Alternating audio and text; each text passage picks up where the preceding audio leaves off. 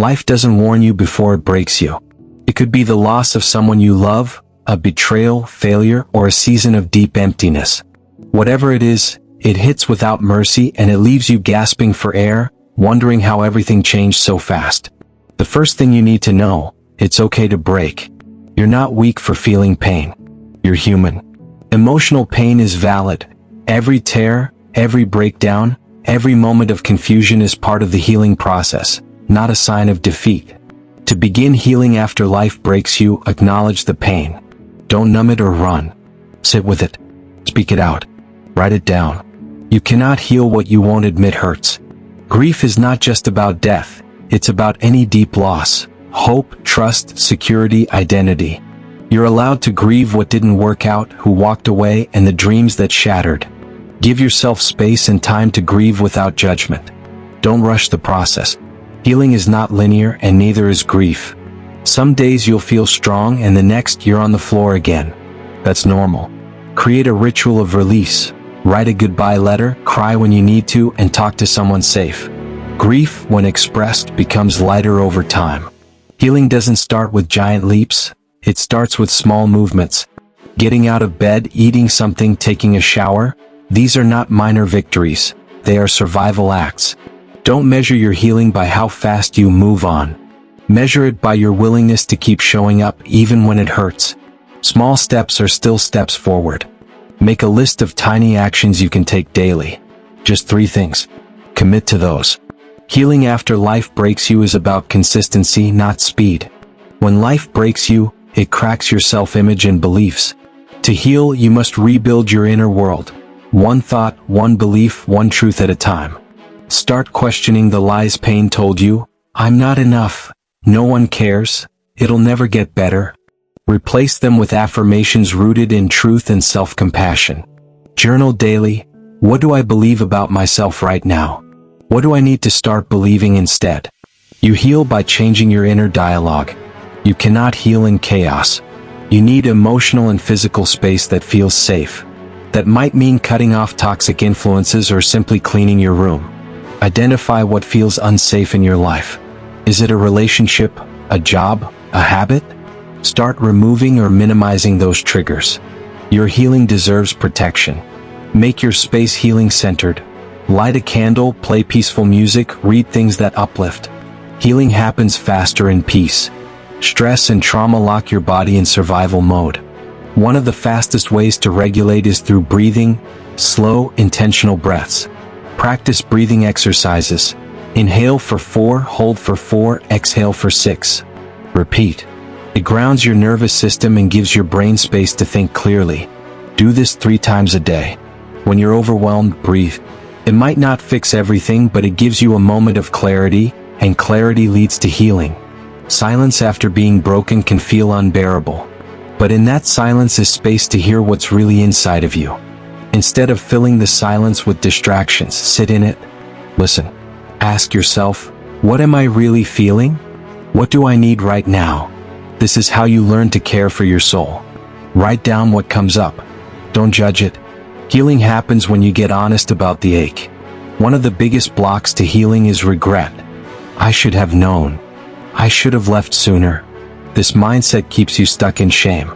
You did the best you could with the knowledge and strength you had at that time. Now that you know better, you can do better. That's all anyone can ask.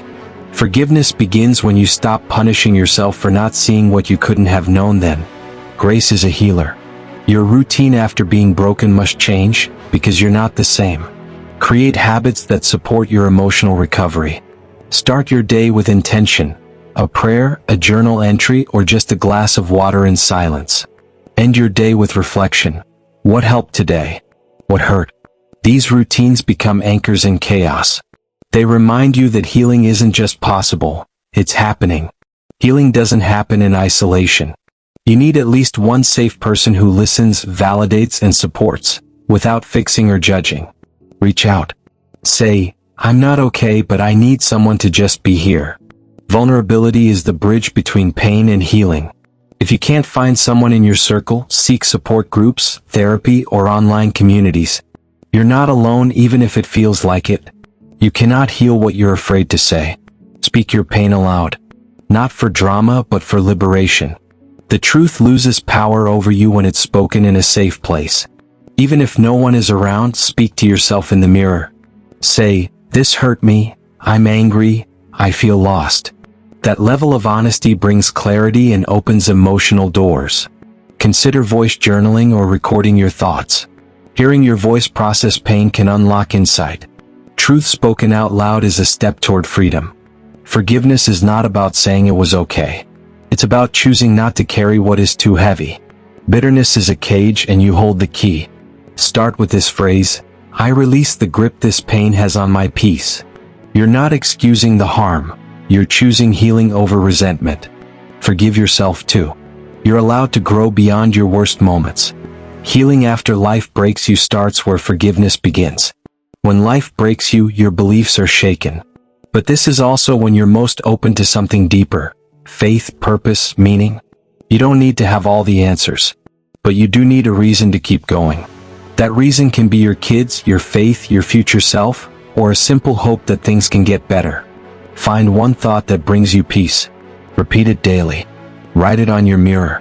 Purpose is a lifeline when everything feels meaningless. Pain feels pointless when you're in it. But often, the very thing that broke you becomes the thing you use to help others. Ask yourself, what have I learned? Who else might be hurting like me? Then look for ways to give back. Mentor, speak, write, share. Pain shared becomes healing multiplied. You don't need to be perfect to inspire someone. You just need to be honest and healing. You are not what happened to you. You are who you choose to become. But to become, you must redefine who you are beyond the pain. Start by listing who you are becoming. I am resilient. I am learning to love myself. I am growing. This becomes your new identity map. You heal by choosing who you want to be, not by clinging to what broke you. Healing involves boundaries. That means saying no to conversations, people, and even your own habits that keep reopening wounds. Practice saying no without explanation. No is a complete sentence. Your peace is not up for negotiation during your healing season. Boundaries protect your energy. Every time you say no to what drains you, you say yes to your healing. Time alone doesn't heal all wounds, but time with intention does. Every day you choose healing, no matter how small, is time working for you, not against you. Track your progress even if it's slow. Healing is often invisible, but that doesn't mean it isn't happening. Give yourself the grace of time. You are healing even if you can't feel it today. It might feel impossible to be grateful when everything hurts. But gratitude isn't about ignoring pain. It's about acknowledging light, even in the dark. Write down 3 things each day you're thankful for, no matter how small. A song. A moment of quiet. A kind message. Gratitude doesn't remove the pain, but it reminds your brain that beauty still exists even here. One of the hardest parts of healing is imagining a future when your present feels broken. But hope is a skill, one that gets stronger with practice. Visualize your life a year from now. Not perfectly fixed, but healing, stronger, wiser, at peace. Let that vision pull you forward. Your story isn't over. You are not stuck here. There is a future worth reaching for, and it begins with believing it exists. You've been broken, yes, but you are not defeated. Healing is a decision. A daily, sometimes hourly, decision to rise again. Say this aloud, I choose to rise. Not because it's easy, but because I refuse to stay buried. That's not just motivation, it's power. Every act of healing is rebellion against the pain that tried to destroy you. Keep going. You are rising.